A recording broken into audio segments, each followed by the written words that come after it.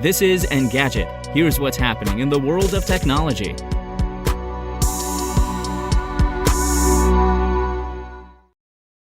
Today is Monday, June 6th. As expected, Stellantis, the parent company of Dodge and Jeep, has pleaded guilty to criminal conspiracy charges related to its efforts to conceal the amount of pollution produced by its diesel engines.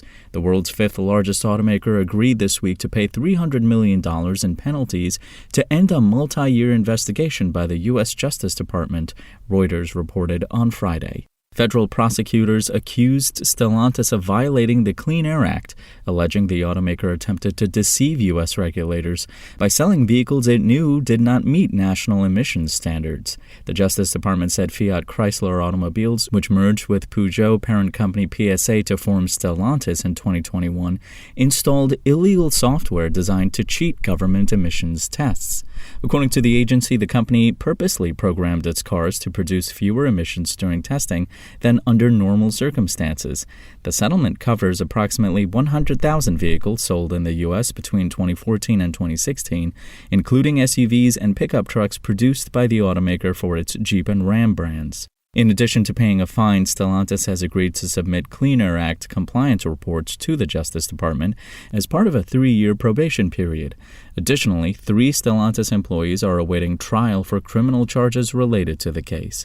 The deal comes 5 years after Volkswagen famously pleaded guilty to its own emissions scandal. Dieselgate saw the German automaker eventually pay more than $20 billion in fines and legal settlements. And weeks after NASA decided to postpone testing of its next-generation space launch system to make repairs to the rocket, it's ready to try again. Starting at 12:01 a.m. on June 6th, technicians at NASA's Kennedy Space Center in Florida will begin rolling out the spacecraft from the facility's vehicle assembly building.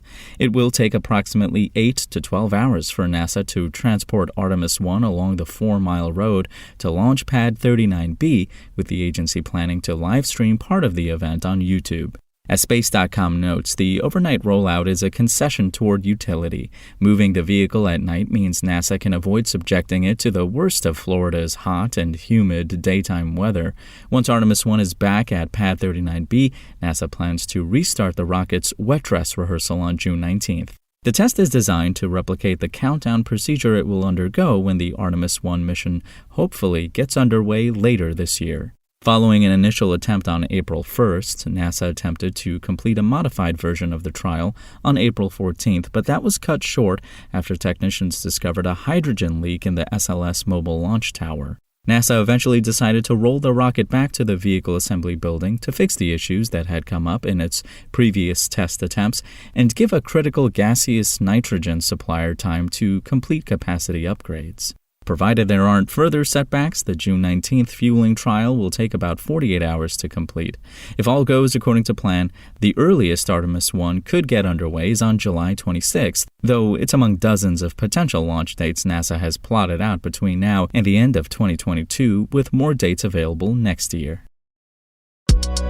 If you want to catch the latest tech news as it's happening, check out Engadget.com or tune in again every weekday.